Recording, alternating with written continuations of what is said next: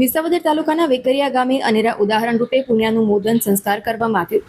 તાજેતરમાં વિસાવદર તાલુકાના વેકરિયા ગામ ખાતે મીણાબેન શાર્દુલભાઈ પરમારનું અવસાન થયું, જેમાં સામાજિક ઉત્થાન અને બૌદ્ધ ધારાના વિચારોને પ્રસ્થાપિત કરવા તેમના પરિવારજનો દ્વારા પુણ્યાનું મોદન બૌદ્ધ સંસ્કાર કરવામાં આવ્યું.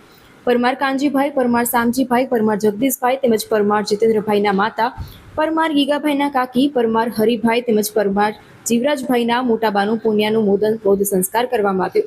આ સમયે વિસાવદર તેમજ ગુજરાતભરમાંથી સામાજિક અગ્રણીઓ, રાજકીય આગેવાનો, અધિકારીઓ, પદાધિકારીઓ, ભાઈઓ અને માતાઓ બહેનો ઉપસ્થિત રહ્યા હતા. સમાજમાં કુરિવાજોને દૂર કરી બૌદ્ધ વિચારધારાની ક્રાંતિનો આ ઉમદા પ્રયાસ હતો, જેમાં કુટુંબ, પરિવાર તેમજ સમાજે પૂરો સાથ સહકાર આપ્યો હતો. આ ક્રાંતિકારી કાર્યક્રમમાં સામાજિક સુધારણા, વ્યસનો અને કુરિવાજોને તિલાંજલિ આપવો સાથે જ પોતાના બાળકો અને સમાજમાં શિક્ષણનું પ્રમાણ વધે એ બાબતે પ્રયાસ કરવામાં આવ્યા. શાર્દુલભાઈ પરમાર, હું નેશનલ ઇન્સ્યોરન્સ કંપની જુનાગઢમાં ડિવિઝનલ મેનેજર તરીકે હમણાં જ મારા દિવંગત પામ્યા એમના પહેલાં જ રિટાયર્ડ થયો.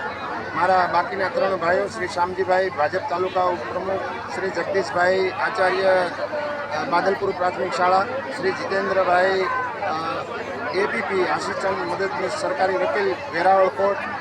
આજરોજ મારી માતુશ્રીના 7મા દિવસે અમે ઉત્તર ક્રિયામાં થોડો સામાજિક પરિવર્તન લાવવાની કોશિશ સાથે અમે એમના મૃત્યુ પાછળ કોઈ પણ પ્રકારનું મૃત્યુ ભોજ નહીં કરીએ અને કોઈ પણ પ્રકારની મીઠાઈ નહીં ખાઈએ.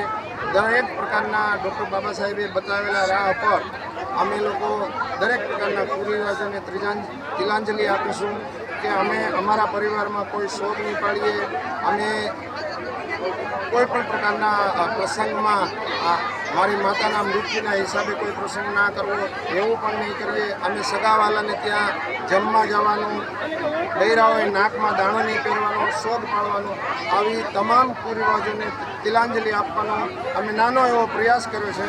અને મારી માતાની યાદમાં અમે આ આંબેડકર ભવનમાં 25,251 રૂપિયાનું દાન પણ જાહેર કરેલું છે. સમાજના તમામ ભાઈઓ બહેનોએ અમારા પર આવી પડેલ વિપત્તિ અને દુઃખને સહન કરવાની શક્તિ આપવા માટે બધા એકત્રિત થયા. અમને બધાને સાથ સધિયારો આપ્યો એ બદલ બધાનો ખૂબ ખૂબ આભાર માનું છું. જય ભીમ, નમો બુદ્ધાય.